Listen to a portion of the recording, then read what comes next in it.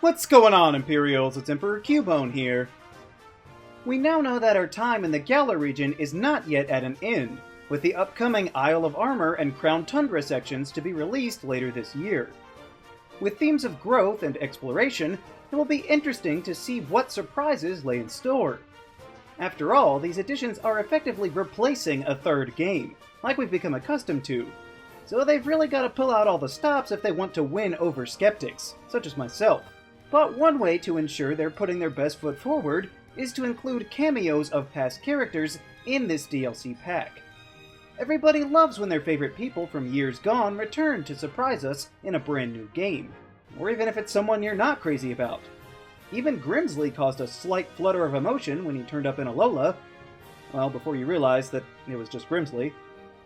So let's take a look at the top 6 characters I believe need to return in the Sword and Shield expansion pass.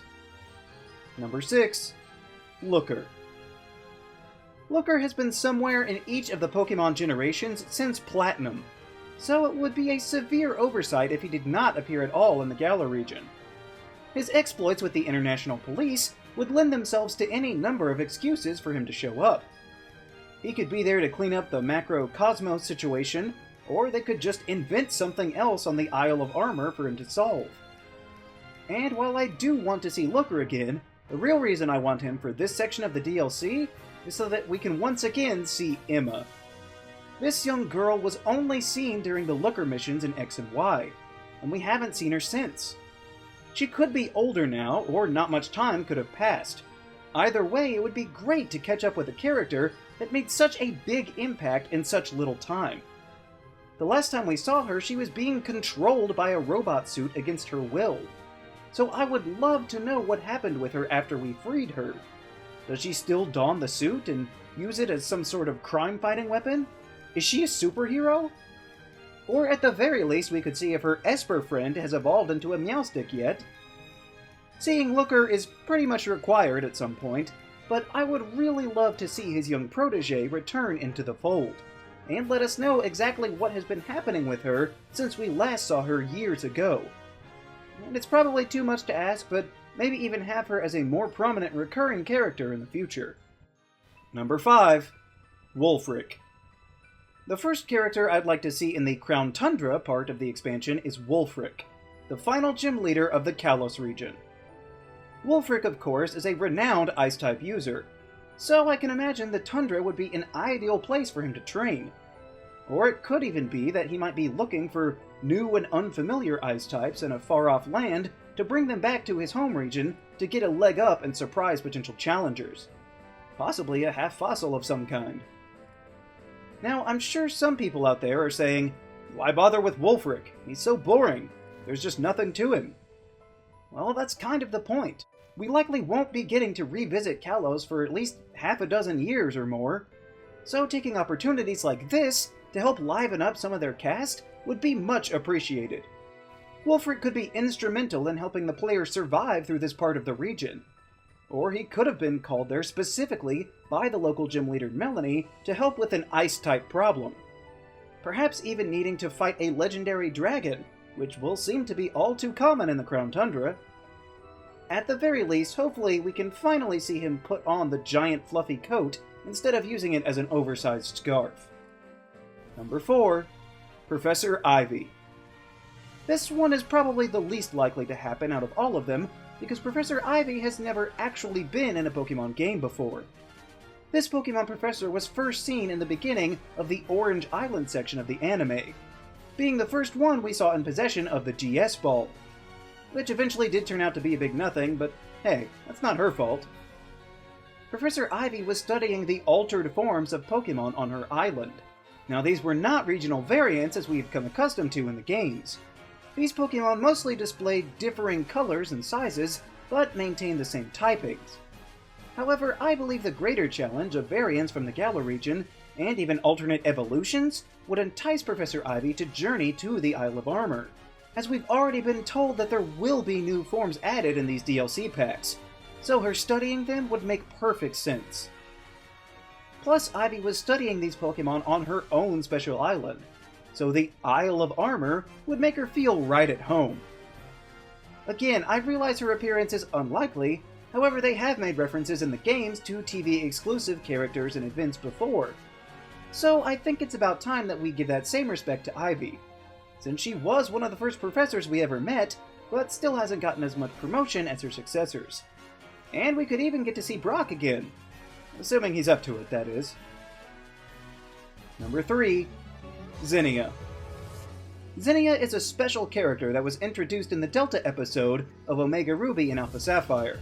She was part of a long lineage of Draconids that held ancient lore about Rayquaza and its ability to Mega Evolve. So the obvious thought might be that she's too connected to the Hoenn region to go anywhere else, but we have no reason to think that there were not Draconid peoples surrounding the globe. She could very easily have come across some information that demanded her attention in the Galar region, perhaps even related to their own crop of Hoenn legends that have already been shown to be there. Or it could even be another Zinnia. She was instrumental in introducing the idea of alternate universes to the Pokémon franchise, so there could be a different Zinnia in this world without Mega Evolution. She always had a unique brand of manic energy that made her slightly unsettling, but also strangely endearing, so I would love to see that applied to a new area of the Pokémon world. And with the abundance of other legendaries in the Crown Tundra half of the DLC, there is no shortage of excuses that could draw out this eccentric Dragon-type user, so that we could catch up with her in whatever form she might be. Number 2. Jasmine. Jasmine was the first ever Steel-type specialist we met in the Pokémon franchise, and the only female gym leader in Johto not to throw a fit after you beat her, so that makes her one of the best if you ask me. Jasmine also seems like a prime candidate to appear in the Isle of Armor. Firstly, Jasmine is from Olivine, which is a port town, most notably with their lighthouse. So to me, it would seem possible, and even likely, that Jasmine might take a trip on a boat to a fellow port town with her dear Ampharos friend, and see how other regions manage their lighthouses. It'd be fun and educational. And better yet, we've seen this before, because we also met Jasmine in Sunnyshore during our stint in Sinnoh, meaning this sort of trip is not only appealing to her, but she's willing to go to another region to do it. Furthermore, part of the reason she was in Sinnoh was to compete in Pokemon contests. Now, this is not me saying that contests are coming back here. I highly doubt they will. But Jasmine is clearly open to new challenges, and the Isle of Armor looks to have multiple areas devoted to battling, in which Jasmine could participate and teach the younglings of Galar what battling is really all about. Plus, they've already told us that there will be apricorns in the Isle of Armor as well, so who better to introduce the concept than a girl who was born and raised in their native region? Number 1. Cynthia. Cynthia has been an inspiration to many, and often held up as one of the greatest leaders among any region. That alone would probably be enough to warrant her an appearance, but it goes much deeper than that. It's well known that a passion of Cynthia's is her study of history and mythology, and largely focusing on Pokemon of legend. Now obviously, as was the case with Zinnia, the Crown Tundra is rife with possibilities to explain why Cynthia might be there. There is of course the obvious in that there will be legends affiliated with the Sinnoh region that can be found in this area, though she could be coming to investigate that, if you don't believe that she could look into Pokemon from any other location. There's also the simple case of the numerous ruins and ancient artifacts that seem to be littered about the tundra.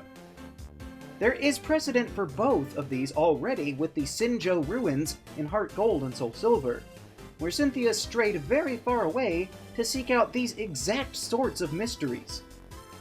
The temple built to the 2 new Regi Pokemon would be the perfect sort of thing to draw her in, being connected to a Sinnoh native legend, especially if that connection goes the way I suspect it will. And that's another big reason why I hope and truly expect Cynthia to appear. We all know that there will be remakes of Diamond and Pearl sooner or later. Either way, we also know that the people behind Pokemon are keen on sneaking in references about things to come. And what better way to reassure your admittedly temperamental audience that what they feel they deserve will in fact be on the way, and letting us go wild with speculation. So, those are what I believe are some of the characters we need to see in the expansion pass for Sword and Shield. Which characters would you most like to see in the DLC? Let me know down in the comments. Also, be sure to leave a like, share this video, and subscribe so that you too can become an Imperial today. And we'll see you around next time!